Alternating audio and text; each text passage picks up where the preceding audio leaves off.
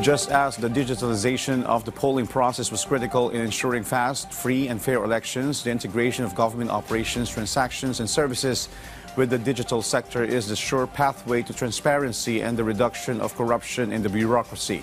Earlier today, the Department of Budget took a huge step forward towards such end with the inking of its Project Dime deal, as our Denise Osorio reports.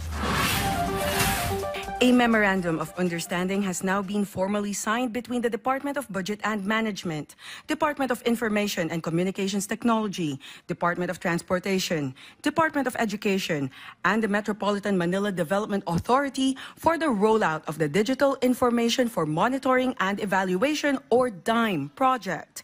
The project is designed to guarantee greater budget transparency and accountability in government works, very much in keeping with the directive of President Ferdinand R. Marcos Jr.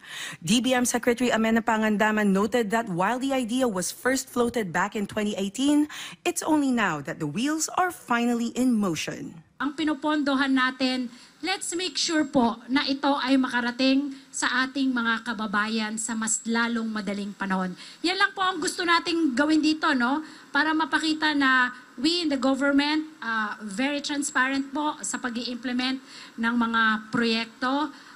In its opening phase, 11 departments jumped on board with the intent of eventually covering all infrastructure projects under the General Appropriations Act.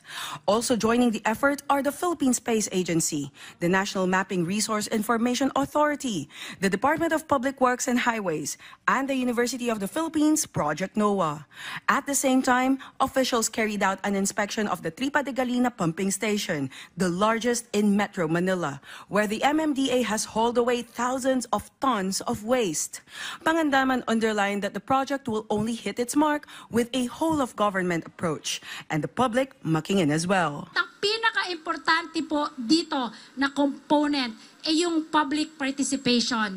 Nandito po yung ating civil society na kasama, yung public participation po nila, lahat po ng tao sa media, citizens participation.